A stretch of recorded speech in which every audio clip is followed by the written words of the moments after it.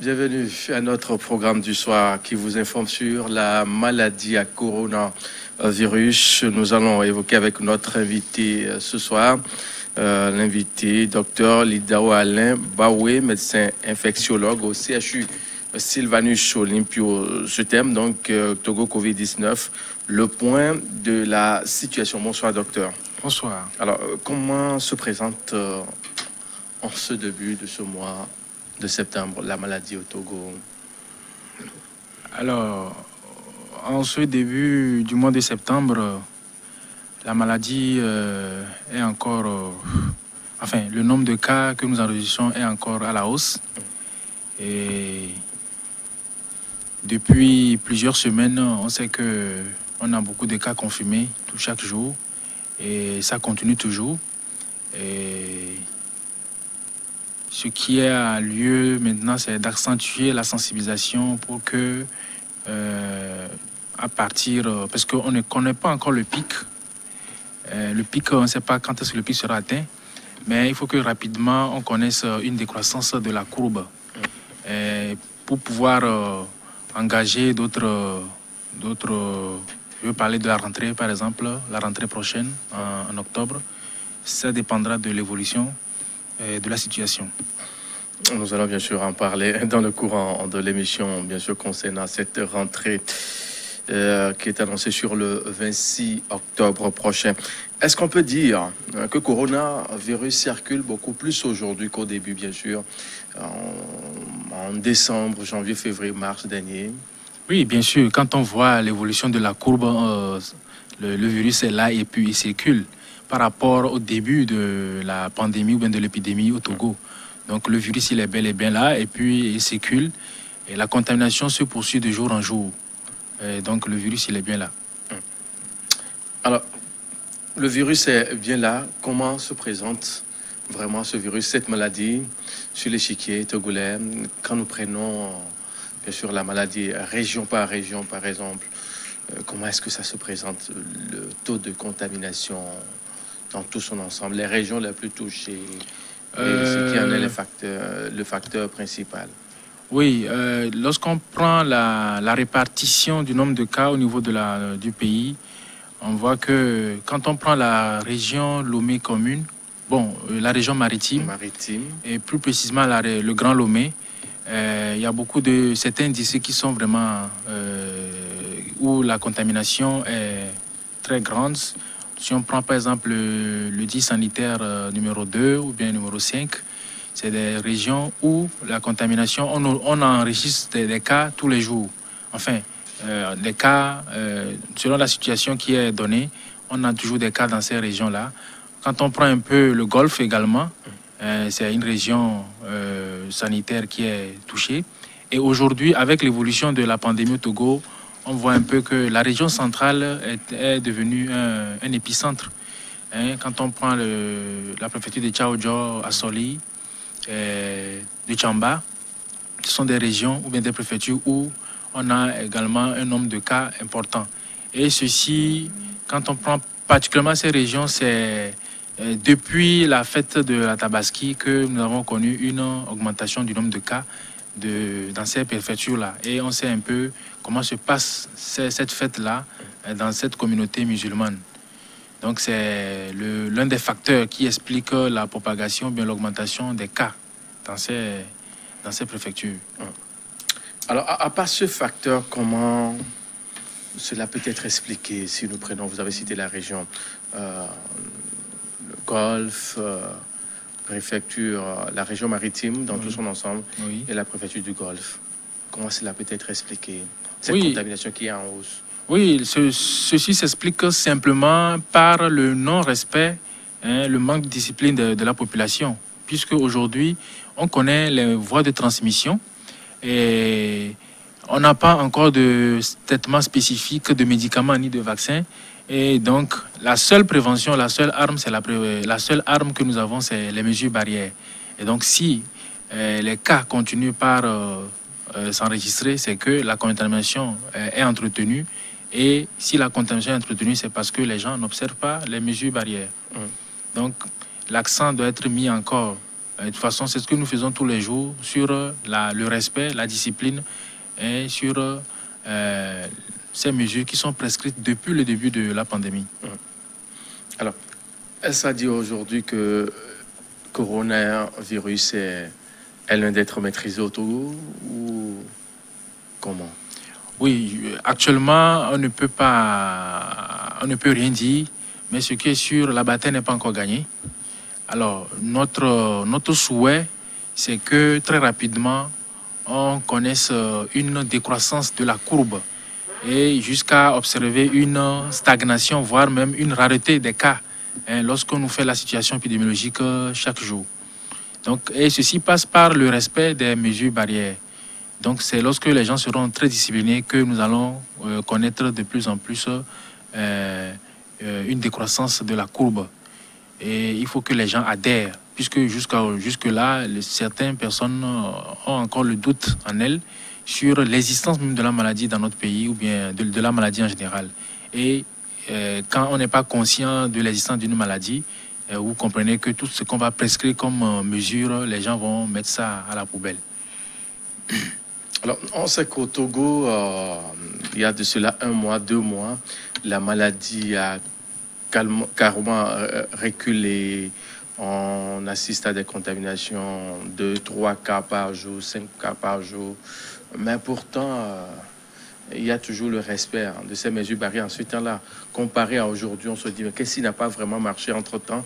Et on assiste à beaucoup plus de contaminations aujourd'hui qu'il y a de cela 1 mois, 2 mois.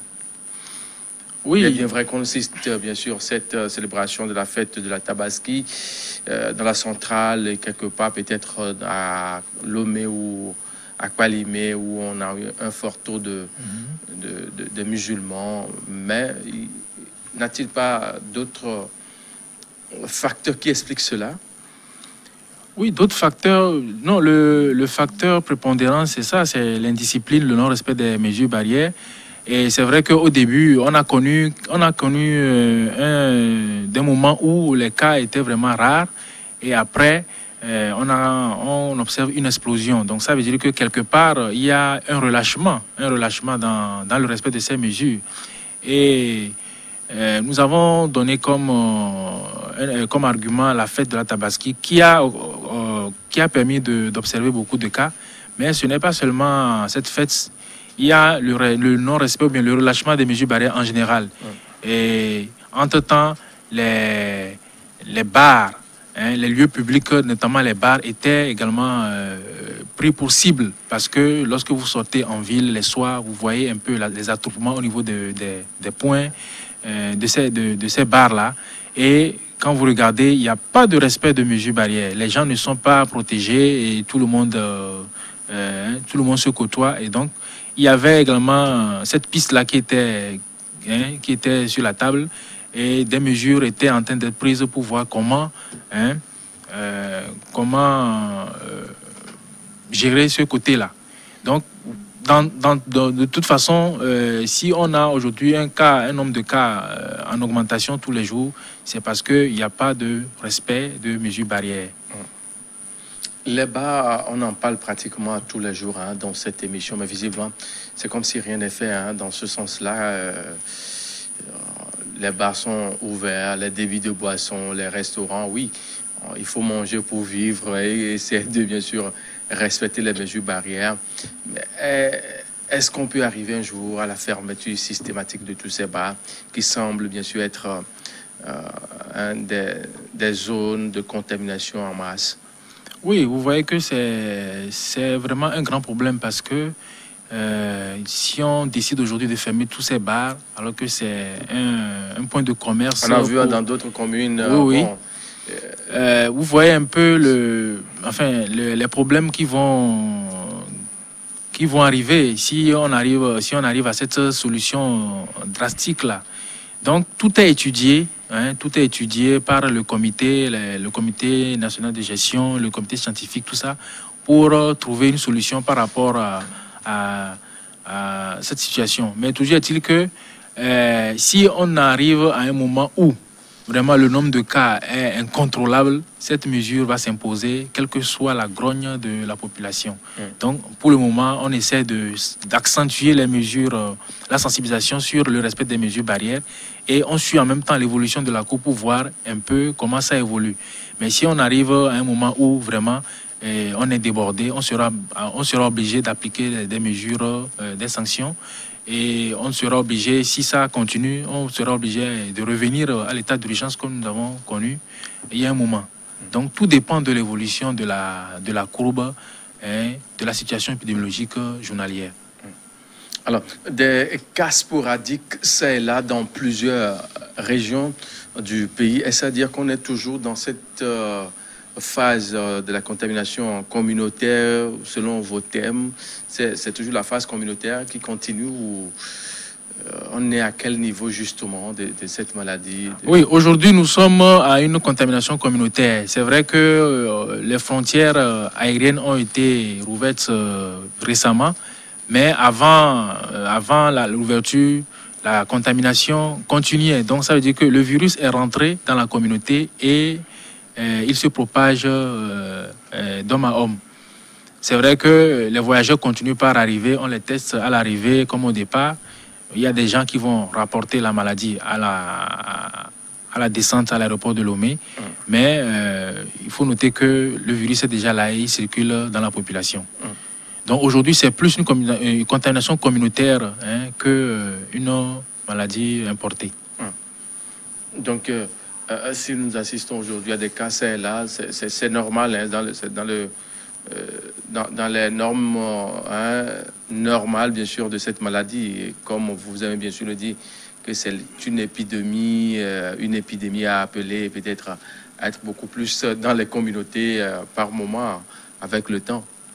Oui, l'évolution est tout à fait normale parce que quand on parle d'épidémie, on a la notion de la contagiosité, de l'agent pathogène qui est en cause et surtout la haute contagiosité. Et pour des épidémies à portée internationale, la première contamination dans une localité, dans un pays, est souvent importée. Et maintenant, à partir le premier cas, qu'on appelle souvent le cas index, c'est à partir de là que les contaminations communautaires ou bien interhumaines vont se faire. Donc c'est tout à fait normal pour un nouveau virus. L'évolution que nous connaissons, c'est tout à fait normal pour ce virus-là qui est nouveau. On parle de plus d'une dizaine de cas dans une localité à Tandjouaré. Quelle est la cause réelle de cette contamination? Aujourd'hui, on parle d'une localité Bogou dans la région de Tandjouaré. Vous avez quand même l'information là? Oui, on a l'information, mais quelle est la cause réelle de cette contamination dans cette région? Je ne saurais l'expliquer explicitement, mais il faut noter que c'est des localités qui sont frontalières avec les pays limitrophes. Et donc, à ce niveau, il y a beaucoup d'échanges, de migration des populations de par les frontières, que ce soit les frontières officielles ou bien les frontières artificielles que les populations elles-mêmes ont créées. Donc, les populations, il y a un mouvement des populations de chaque côté. Et donc, il faut aller dans ces zones-là pour voir un peu, si, au niveau des zones où les populations se sont elles-mêmes créées, on comprend qu'il n'y a pas de surveillance, il n'y a pas de force de l'ordre, et donc toutes les mesures barrières ne seront pas respectées. Et donc, la population qui se déplace comme elle veut, qui entre en contact avec les gens comme elle veut. Donc, vous voyez que les contaminations peuvent provenir de là. Et lorsqu'on vient dans la communauté, dans sa région d'origine, si on est déjà contaminé et qu'on ne prend pas des mesures barrières, on va contaminer le reste de la population. Et c'est comme ça que la contamination va se poursuivre au sein de la communauté. Donc, essentiellement, dans cette partie du Togo, c'est essentiellement les migrations des populations entre les pays qui sont frontaliers aux nôtres. Est-ce que la sensibilisation marche vraiment à l'intérieur du pays?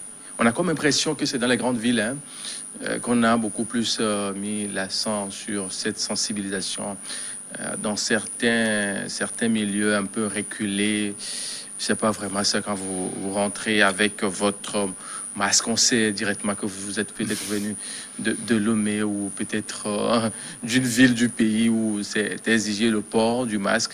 Est-ce que ça marche vraiment? Un accent mis sur ça? Oui, je pense que ça, c'est également un aspect très important de la chose. On a l'impression que la sensibilisation est concentrée seulement dans les grandes villes. Et c'est vrai, lorsque vous allez dans certaines localités, les gens le disent, hein, lorsque vous allez dans certaines localités avec votre masque, on vous regarde comme si vous étiez vraiment... Ouais, on dit c'est une maladie. Alors que bon, c'est le quotidien. Donc pour cette personne-là, vous voir en masque, on sait déjà que vous êtes un étranger. Et vous les voyez, ils sont sans masque, ils vivent normalement comme si de rien n'était. Donc j'ai l'impression, comme vous l'avez dit, que la sensibilisation ne touche pas certaines contrées du pays. Bon, peut-être que comme il est préconisé cette distanciation sociale, on ne peut pas réunir les populations sur un stade ou bien sur un terrain pour parler de la sensibilisation. Ça, on est en train d'aller à l'encontre de ce que nous sommes en train de dire tous les jours. Peut-être c'est de trouver d'autres canaux, pas les radios rurales, tout ça. Mais je sais que peut-être ça se fait à l'intérieur. Il faut, les radios communautaires. Encore faut-il que les gens écoutent aussi et appliquent. Je pense parce que dans les langues locales, à l'intérieur du pays, dans les langues locales, il y a une sensibilisation qui est faite sur les radios, sur les chaînes radio. Et encore faut-il que les gens écoutent et appliquent ce qu'on dit. Mais je pense qu'il y a un accent qu'on doit mettre également dans les zones reculées, dans les villages reculés du pays. Alors, dans ces localités, il faut beaucoup plus peut-être collaborer avec les leaders, leaders locaux, bien sûr. Les ASC. Bien sûr. Bien sûr, il faut collaborer avec ces ASC qui sont très proches de la population et puis les leaders locaux. Bon, maintenant, c'est de voir, est-ce qu'il y a... Je ne peux pas parler parce que je ne sais pas ce qui se fait vraiment à l'intérieur par rapport à ça dans les villages reculés. Mais j'ose croire que quand même, avec l'évolution de la courbe que nous connaissons ces derniers temps, des mesures également seront appropriées, seront prises pour pallier à ce déficit-là. Oui. Alors, la situation dans la région centrale, est-ce que c'est sous contrôle maintenant? Quelle est bien sûr la situation dans la région centrale, à Djengré, Sotouboua et autres là? Oui, la situation est en train d'être sous contrôle parce qu'on sait que ces villes sont bouclées. Et depuis... bon, ce n'est pas encore satisfaisant, mais on sait que l'essentiel est fait ou est en train d'être fait pour que la contamination régresse dans ces régions-là. Et donc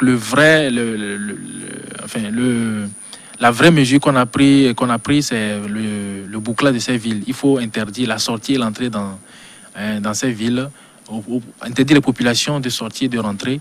Et comme ça, on pourra maîtriser la propagation du virus dans cette communauté. Sauf pour vraiment les cas urgents qui peuvent se déplacer. Mais il faut là encore avoir une autorisation signée par le préfet ou bien le maire, je ne sais pas, pour pouvoir circuler librement. Mais en dehors de ça, la population est tenue de rester dans sa localité. Donc c'est la seule mesure qu'on peut prendre pour pouvoir contrôler la contamination dans ces villes où on a connu un nombre important de cas. Alors, pour ceux qui vont peut-être traverser la ville de Sokode, puisque c'est une question qui m'a été posée la fois dernière, je trouve des difficultés à donner une réponse exacte à la personne qui m'a posé la question. Pour celui qui veut aller à Kara, ou à Mango, à Dapan, il peut traverser aussi facilement? Oui, la personne peut traverser facilement si elle a une autorisation. Et une autorisation venant du préfet. Et l'autorisation doit être motivée par le motif de son voyage. Si on juge utile vraiment que la personne doit faire ce voyage, on va lui donner cette autorisation. Mais en dehors de ça, si vous n'avez pas une raison valable de faire le déplacement, vous n'avez pas d'autorisation pour pouvoir circuler librement. Ce que veut dire qu'à l'entrée de la ville, c'est vraiment bouclé. et également la sortie. Non, oui, moi, depuis que ces villes ont été bloquées, je n'ai pas fait le déplacement, mais je sais qu'il y a, hein, il y a les forces de l'ordre qui sont disposés à l'entrée des villes, de ces villes-là. Et lorsque vous arrivez, vous devez présenter votre autorisation. C'est vrai que les gens quand même outent pas ces mesures, mais ça c'est à régler avec les forces de l'ordre lorsqu'ils sont en face de ces forces de l'ordre. Mais pour pouvoir faire un voyage tranquille, sans dérangement, il faut passer par cette autorisation-là. Oui. Enfin, je pense que la personne a bien sûr eu la réponse à sa question bientôt. Les vacances, quels doivent être les comportements à adopter peut-être pour éviter la contamination en masse? Oui, les comportements, c'est toujours les mêmes mesures que nous avons préconisées depuis. C'est toujours les mesures barrières, c'est-à-dire... Si on le veut ou pas, il y aura des déplacements. Hein. Vous savez que c'est les vacances, les gens vont quitter la ville pour l'intérieur du pays, de l'intérieur du pays, la ville principale du pays également. On ne peut pas quand même... Oui, qu'on le veuille ou pas, il y aura des déplacements. Mais comme on dit, en cette période de crise sanitaire, il faut vraiment limiter ces déplacements et faire des déplacements qui sont vraiment utiles. Hein? Si on ne juge pas vraiment utile d'aller dans cette localité, je pense que il faut surseoir et puis le temps que on voit clair dans la situation épidémiologique pour pouvoir autoriser une libre circulation. Mais dans tous les cas, c'est le respect des mesures barrières, c'est-à-dire le port des masques, et la distanciation physique ou bien sociale, et puis le lavage régulier des mains. Et maintenant, au niveau des moyens de transport, il faut également limiter les passagers dans les cars, dans les bus, dans les taxis, pour respecter tant soit peu cette distanciation sociale, parce que c'est pas dans la pratique, surtout au niveau des transports, c'est pas facile à respecter. Mais déjà, si les passagers tous ont des masques, et déjà, c'est également une mesure barrière très importante. Et maintenant, à cela, chacun est tenu de se protéger, de protéger les autres. Et donc, lorsque on veut voyager et qu'on a plusieurs passagers dans le véhicule, il vaut mieux, pour ne pas se faire exposer, il vaut mieux reporter le voyage ou bien attendre le prochain bus ou bien le prochain taxi pour être à l'aise. Parce que cette personne qui est proche de vous, vous ne savez pas ce qu'elle a comme maladie. Et étant en période épidémique, de pandémique, il faut craindre toute personne jusqu'à preuve de contraire. Alors, il y a 2-3 jours, il y a une information qui circule concernant bien sûr des agents de l'État qui sont testés positifs au niveau du CASEF. Vous confirmez d'abord l'information? Oui, l'information est bien justifiée, confirmée.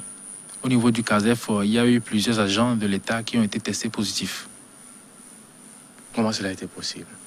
Ah bon, je ne peux pas vous expliquer comment cela a été possible, mais on sait que vous savez un peu comment ça se passe au CASEF.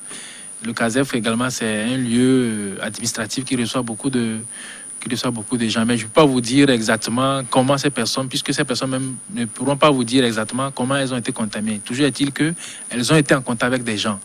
Et est-ce que les mesures barrières ont été respectées en ce moment-là? Point d'interrogation. C'est à elle de nous dire vraiment si les mesures barrières étaient respectées.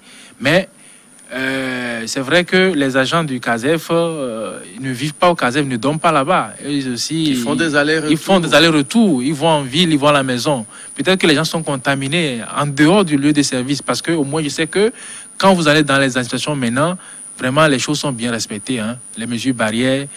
Il y a dans certains milieux, quand vous allez pour les dossiers, vous déposez ça quelque part et puis on va chercher. Vous n'avez pas de contact avec le personnel. Donc, dans ces milieux, je pense que quand même, l'essentiel est quand même fait pour diminuer le risque de contamination. Maintenant, ces agents qui sont testés positifs, c'est pas sûr que c'est sur le lieu de travail qu'ils ont été contaminés. Peut-être qu'ils ont été contaminés en dehors du lieu de travail, en ville, en communauté. Et que maintenant, ne sachant pas qu'ils ont été contaminés, ils ont contaminé également les autres au lieu de service. Donc, on ne peut pas dire forcément que c'est au CASEF que tout s'est passé. les gens sont contaminés forcément en ville et puis ils sont venus contaminer les collègues au service. Ça, c'est également une possibilité. Ils sont au nombre de combien, hein? Là, je ne saurais vous donner un nombre exact. Je pense qu'ils sont au nombre, peut-être ça à vérifier, au nombre de 5 comme ça, environ. Très souvent, quand on constate comme ça des contaminations dans un service ou bien dans une région, il faut boucler, il faut mettre ce lieu-là en quarantaine. Qu'est-ce qui est fait dans ce sens-là? Quand on sait que CASEF est fréquenté tous les jours de la semaine par des agents de l'État, Oui. des gens qui viennent de l'intérieur du pays aussi, pour certaines formalités administratives. Moi, j'ai vu des retraités, moi, j'ai vu des enseignants qui m'ont enseigné en 6e, qui sont passés là-bas entre-temps pour un truc de retraite et c'est les papiers, il faut les faire. Qu'est-ce qui est fait dans ce sens pour éviter encore la flambée des chiffres dans les jours qui viennent? Parce que on sait qu'il y a des allers-retours et qui sait qu'il y a des gens également qui sont venus peut-être d'Atakpamé, de Sokodé, de Kpalimé, d'Azan, d'Anero. Oui. Alors, à chaque situation, il y a un certain nombre de solutions qu'on peut apporter. Alors, à partir de ces cas confirmés, il y a toujours une enquête épidémiologique qui est faite, d'accord, pour voir un peu les conditions dans lesquelles les personnes ont été contaminées. Et maintenant, après, on recherche ce qu'on appelle les contacts. D'accord? Et on recherche les contacts. Et maintenant, en fonction de cette enquête épidémiologique, on prend également des mesures. Actuellement, au niveau du CASEF, je ne sais pas ce qui est pris comme mesure, mais je sais que le ministre des Finances est monté au créneau. Alors, peut-être que ça dépendra. Les agents qui ont été testés, il faut d'abord voir dans quel service ou département ou bien direction ils sont affectés. Et s'il y a lieu de fermer carrément. Le CASEF est grand, hein? Non, mais le CASEF est grand, mais oui, part... le CASEF est grand, mais il est subdivisé en plusieurs départements, bien services. Donc, il faut voir déjà dans quel service ces agents-là sont et voir un peu le lien qu'ils ont eu avec les autres agents de ce service-là. Donc, tout ça, c'est une enquête qui est faite autour de ces cas-là. Et en fonction des résultats de cette enquête-là, on prendra des mesures. S'il faut fermer carrément tout le CASEF, ou bien fermer un département, oui, ou bien une direction, on va le faire. Donc là, je ne sais pas ce qui est pris comme mesure, ce qui est fait aujourd'hui à ce niveau-là, mais il faut aller pour comprendre un peu comment. Bon, je sais que jusqu'à ce jour, le CASEF n'est pas totalement fermé, mais peut-être que si vous allez à l'intérieur, les départements où, si par exemple on a 5 cas dans un département par exemple, vous comprenez qu'on peut fermer ce département, et puis trouver une solution pour compenser à ce manque de personnel par rapport à cette fermeture. Donc il faut aller au CASEF pour comprendre un peu les mesures qui sont prises à ce niveau-là. Est-ce que c'est pas peut-être un fait qui vient alerter dans d'autres services de l'État? Peut-être qu'il y a de ces situations-là qui semblent passer inaperçues. On ne sait pas encore. Peut-être un collègue, entre-temps, était malade. On ne sait pas si réellement...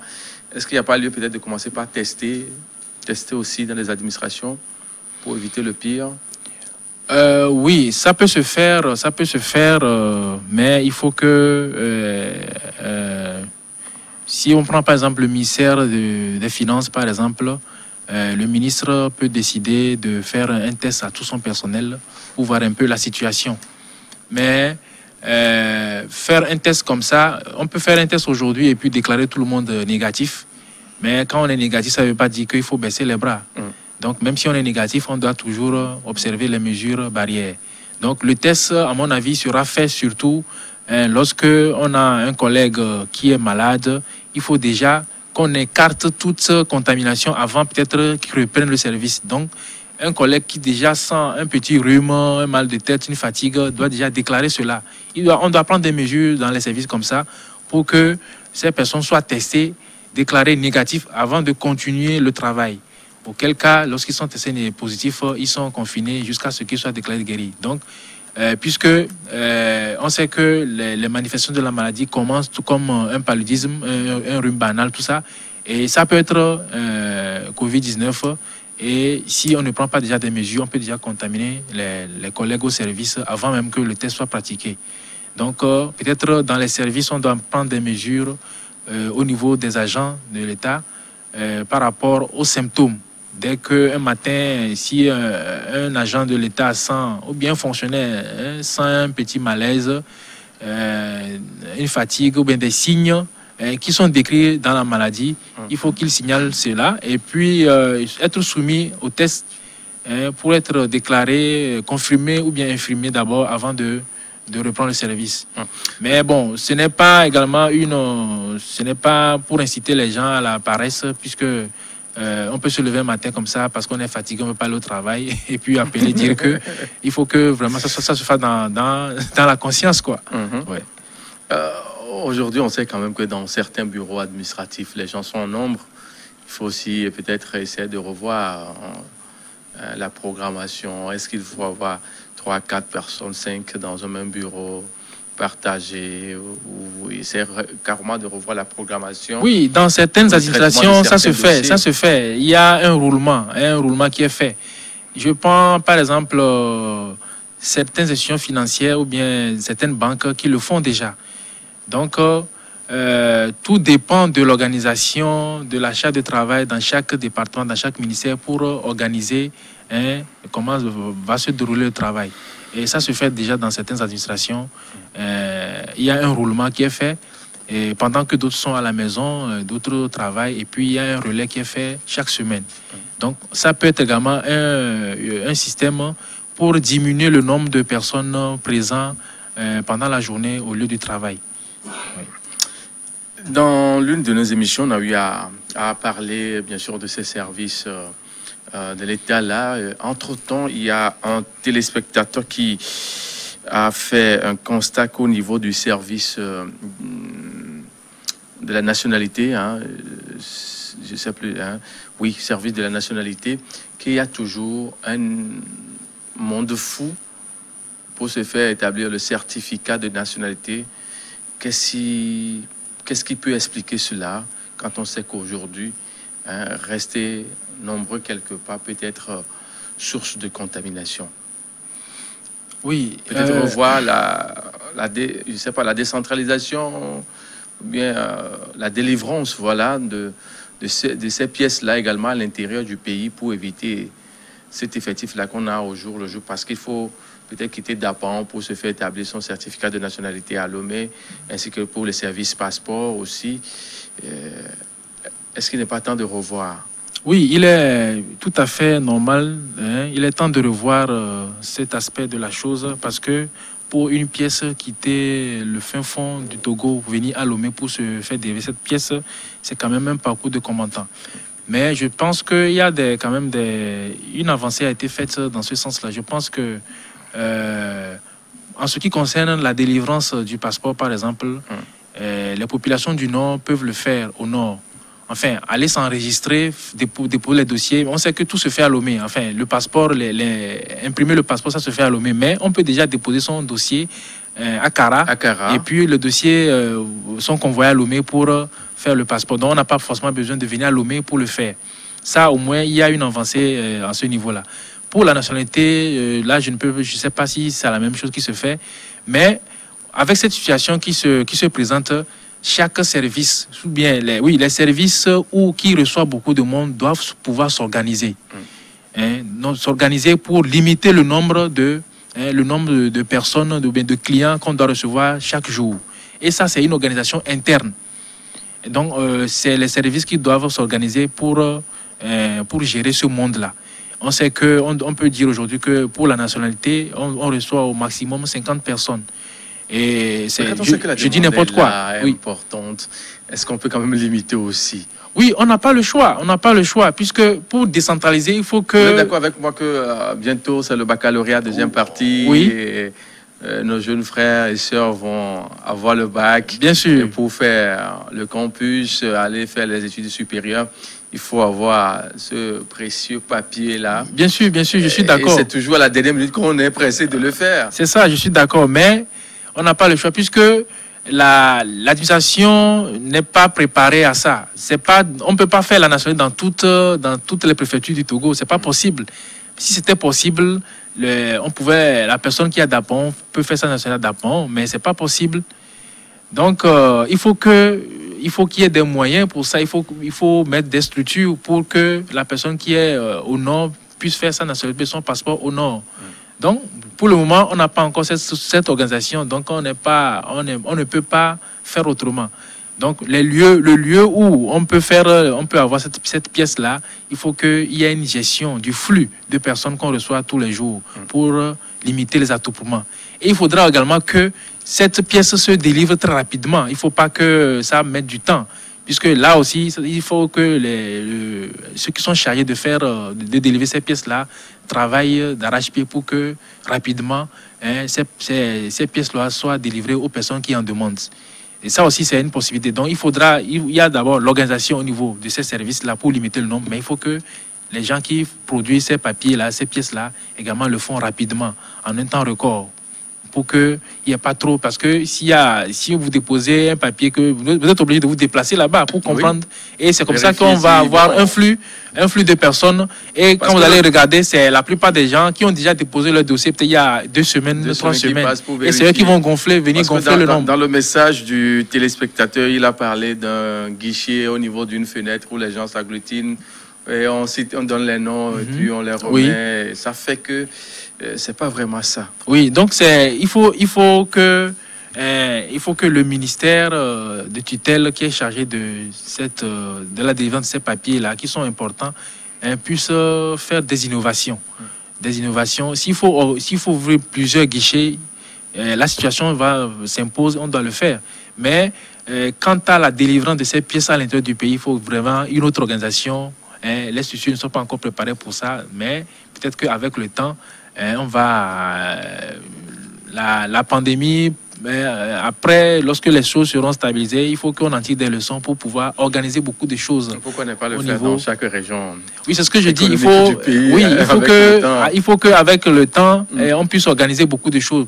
Pas seulement au niveau de la délivrance des papiers indispensables, mais au niveau de l'enseignement, de la santé, bref, beaucoup de choses. Parce que cette maladie, cette pandémie a quand même mis nos États à l'épreuve. Et il faut qu'on en tire des leçons après.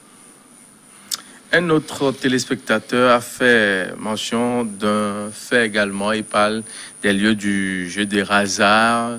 Je veux parler bien sûr de BET et puis de faire la publicité à l'ONATO. Que chaque semaine on voit les gens qui s'agglutinent pour les touches et autres là. Et on n'en parle jamais. C'est comme si ça ne nous intéresse pas. On ne fait que parler des débits de boissons et autres.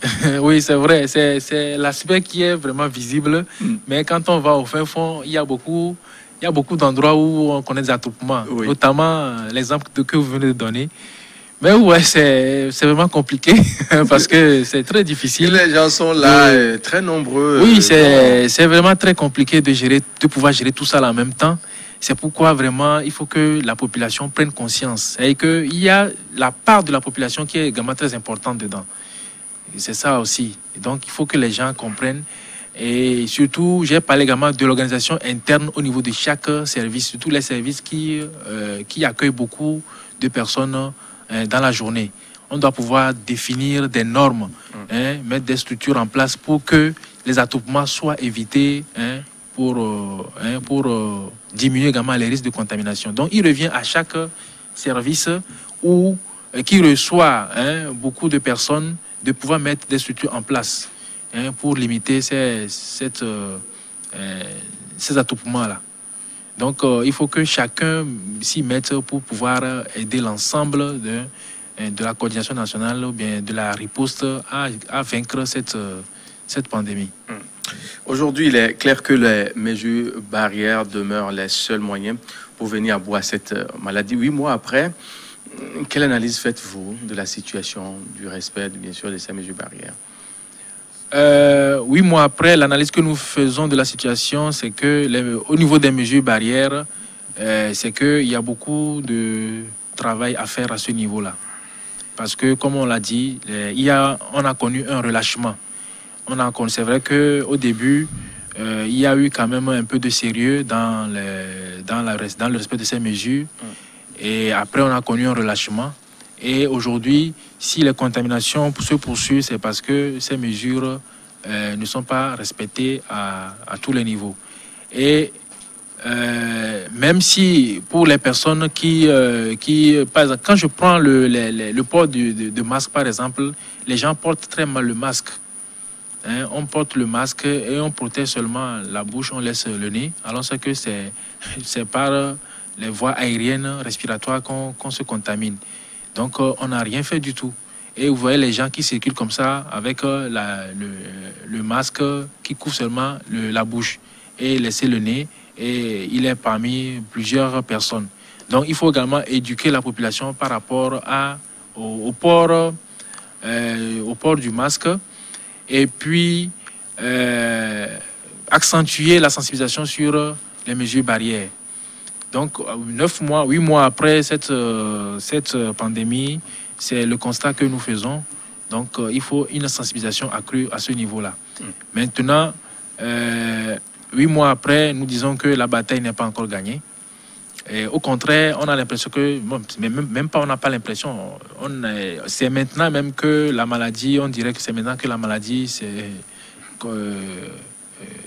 maladie s'exprime au Togo, puisque au début, le nombre de cas confirmés qui est rapporté journalièrement n'était pas aussi grand qu'aujourd'hui. On a connu des moments où on avait seulement un seul cas, 2 cas, même voire 0 cas. Et aujourd'hui, le pic qu'on a atteint, le nombre de cas confirmés, on a atteint jusqu'à 30, voire presque 40 cas confirmés par jour, en un jour. Donc, vous voyez que la bataille n'est pas encore gagnée. Donc, c'est le constat que nous faisons aujourd'hui. Et si cette confirmation des cas augmente de jour en jour, c'est toujours parce que les mesures barrières ne sont pas respectées. Ne sont pas respectés dans toutes les mesures. Et c'est l'accent qu'on doit mettre à ce niveau-là. Donc c'est le constat que nous pouvons faire aujourd'hui par rapport à cette pandémie 8 mois après le début dans notre pays.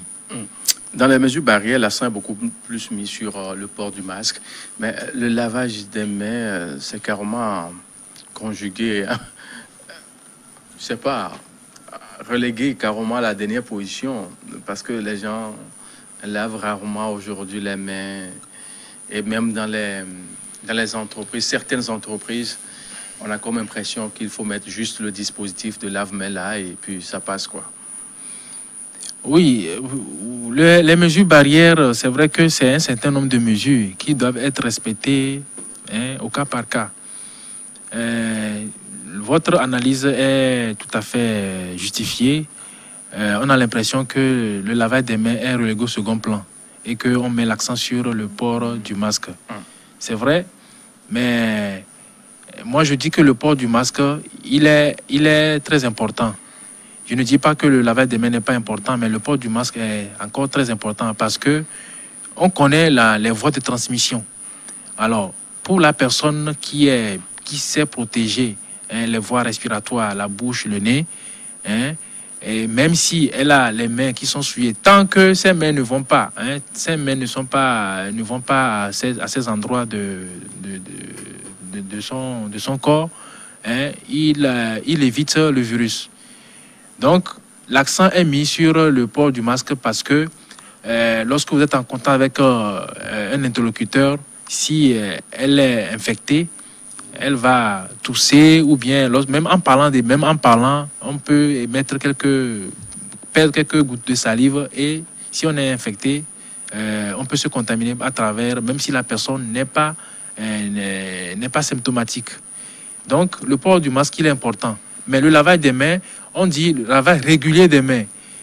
Donc, lorsque vraiment, après un lavage des mains, on sait qu'on a utilisé nos mains pour faire beaucoup de choses, il faut quand même penser à renouveler ce lavage-là pour diminuer le risque de contamination par ce virus. Donc, le lavage des mains n'est pas relégué au second plan, mais c'est qu'il faut que l'accent soit mis sur ça aussi, en dehors du port des masques, qui est pour moi la mesure très importante. Parce que c'est par par la voie respiratoire qu'on va se contaminer. Et lorsqu'on est protégé, lorsqu'on protège nos voies respiratoires face à une personne, on diminue le risque de contamination. Mais le lavage des mains, on dit un lavage régulier. Donc au cours de la journée, on sait qu'on fait beaucoup de choses. Lorsqu'on lave les mains, on sait qu'au moins après peut-être 2 heures, 1 heure, 2 heures, en fonction de ce qu'on a fait comme travail, il faut penser à renouveler le lavage des mains. On va devoir jeter un coup d'œil sur les chiffres mis à jour le 1er septembre 2020 au Togo.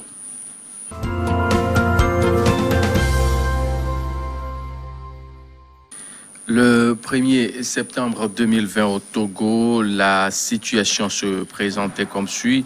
353 cas actifs, 1035 cas guéris, 28 décès, 1416 cas confirmés au total pour 66 141 nombre total de tests effectués sur toute l'étendue du territoire national. En résumé, il faut noter que sur 961 tests réalisés, on a eu à noter 16 cas positifs et 30 cas guéris, 0 décès. Voilà un peu le schéma que présente le visage du Togo, bien sûr, à la date bien sûr du 1er septembre 2020. Oui, effectivement, c'est la situation du 1er septembre que vous avez présentée là. Donc, nous sommes toujours à 28 décès. Et on voit que le nombre de cas guéris augmente également. Donc, il y a plus de guéris que de décès, ce qui est une bonne chose également. On va boucler, puisque c'est déjà la fin de l'émission. Peut-être un message à l'endroit des fidèles téléspectateurs qui nous suivent tous les soirs. Oui, le message que nous délivrons toujours à la fin des émissions, c'est toujours la discipline à l'endroit des populations et surtout la prise de conscience par rapport à la présence ou bien à l'effectivité de la maladie dans notre pays. Parce que force est de constater que beaucoup de gens doutent encore de l'existence même de la maladie. Et lorsqu'on doute de l'existence de la maladie, ça veut dire que tout ce qu'on donne comme mesure, ça sera bafoué. Donc la maladie, elle existe bel et bien dans notre pays. Et pour preuve, la situation épidémiologique est faite tous les jours. Et on ne peut pas, après 8 mois, être toujours dans le mensonge. Donc la maladie existe bel et bien. Et si aujourd'hui nous connaissons un nombre en augmentation des cas confirmés, c'est parce que quelque part, les mesures barrières ne sont pas respectées.